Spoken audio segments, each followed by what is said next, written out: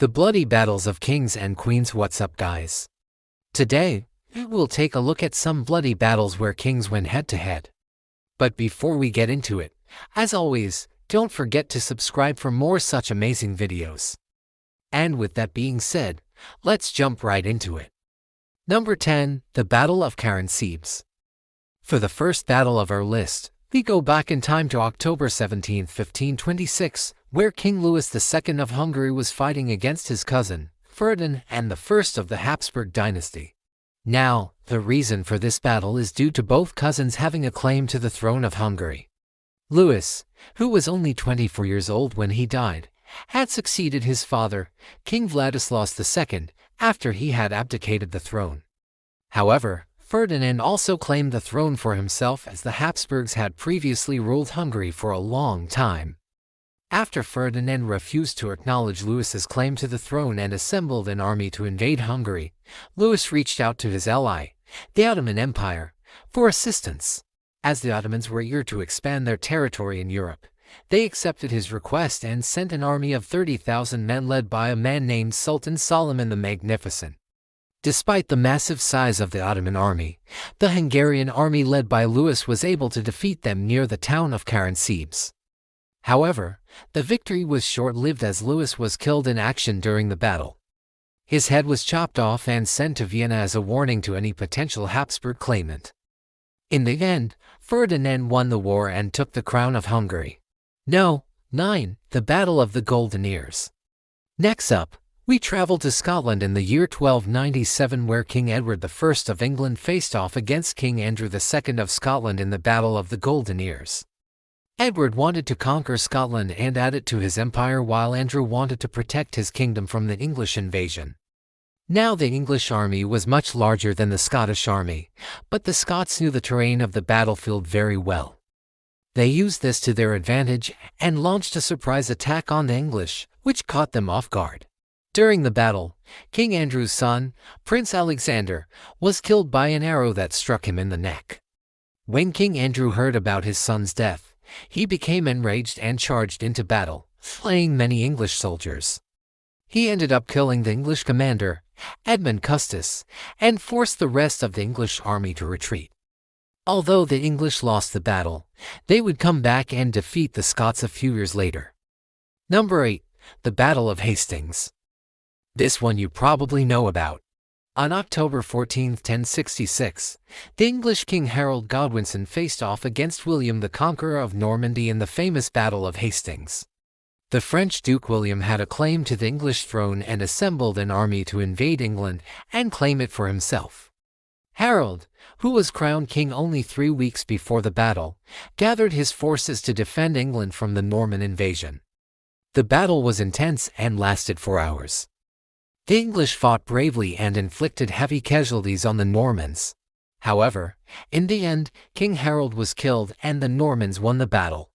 William the Conqueror was proclaimed the new King of England, and his victory marked the beginning of the Norman conquest of England, which would change the course of English history forever. Number 7. The Battle of Naseby. Moving on, we go to Naseby in 1645, where King Charles I of England faced off against the parliamentarian forces led by Oliver Cromwell. Now, England was in the middle of a civil war at this point, and the battle was a major turning point in the conflict. The Royalists were confident going into the battle as they had a larger force than the parliamentarians. However, Cromwell and his cavalry charged into battle and routed the Royalist army, capturing the king's son, Prince Charles, and forcing Charles I to escape. The parliamentarians won a decisive victory, which led to the fall of the monarchy in England and the establishment of a republic. 6. The Battle of Towton. Back to medieval England we go for our next battle, which took place in 1646 between King Charles I and parliamentarian forces again. This time around, the battle took place in Towton and was one of the largest battles fought on British soil. The Royalists, under the command of King Charles, were trying to capture the town of York from the parliamentarians. However, the parliamentarian forces, led by Sir Thomas Fairfax, were able to defeat the Royalists and push them back. The battle was brutal and resulted in thousands of casualties on both sides. The parliamentarians ultimately won the battle and gained control of the town of York. Number 5. The Battle of Alasia. Moving away from Britain, we go to ancient Gaul in 52 BC where Julius Caesar, the Roman general, faced off against Vercingetorix, the Gallic chieftain, in the siege of Alasia. The Gauls had been resisting the Roman invasion of Gaul for several years, but their efforts had been unsuccessful. In a last-ditch effort to defeat the Romans, Vercingetorix led his forces to the town of Alasia and fortified it, preparing for a siege. Caesar and his Roman army arrived at Alasia and began a siege of the town. The Romans were able to surround the town and prevent any supplies from entering or leaving. The Gauls inside the town were eventually forced to surrender and Vercingetorix was captured. The Romans won a decisive victory, which led to the conquest of Gaul. Number 4. The Battle of Zama. Next up, we go back in time to 200 BC where the armies of Rome led by General Scipio Africanus faced off against the Carthaginians led by Hannibal Barca in the final battle of the Second Punic War. Hannibal had previously led the Carthaginians to victory in the Battle of Cannae, but the Romans were able to regroup and defeat the Carthaginians at the Battle of Zama. The Roman army was larger and better equipped, and they were able to wear down the Carthaginians and force them to surrender. This victory marked the end of the Second Punic War and the decline of Carthage as a major power. Number 3. The Battle of Actium. Now we go to Actium in 31 BC where Octavian, the future Emperor Augustus, faced off against Mark Antony and Cleopatra, the rulers of Egypt in the Battle of Actium. The battle was part of a larger struggle for power in the Roman Empire following the death of Julius Caesar. Octavian and his forces were able to defeat Antony and Cleopatra, who then committed suicide. With the victory at Actium, Octavian was able to consolidate his power and establish the Roman Empire, which would last for centuries. Number 2. The Battle of Marathon. Our next battle takes us back to ancient Greece in 490 BC where the Athenians and their allies faced off against the Persians. The Persians had invaded Greece in an attempt to punish the Athenians for their support of the Ionian Greeks in their revolt against Persian rule.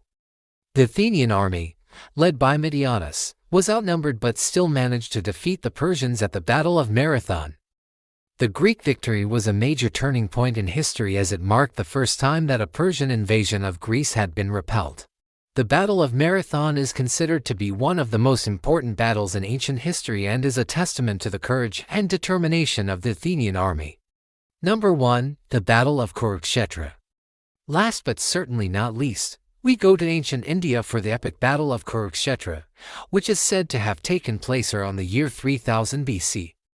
According to the ancient Indian epic Mahabharata, the battle was fought between two groups of cousins, the Pandavas and the Kauravas, over a dispute about the throne of Hastinapura.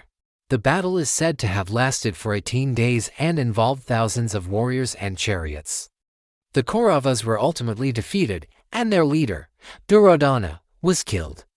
The Pandavas, led by Yudhishthira, were declared the victors of the battle. The Battle of Kurukshetra is an important event in Hindu mythology and is considered to be the epitome of dharma, or righteous conduct.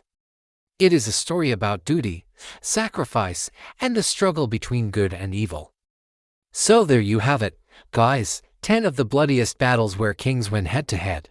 Which battle did you find the most interesting? Let me know in the comments below. If you enjoyed this video, be sure to give it a thumbs up and subscribe for more. Thanks for watching.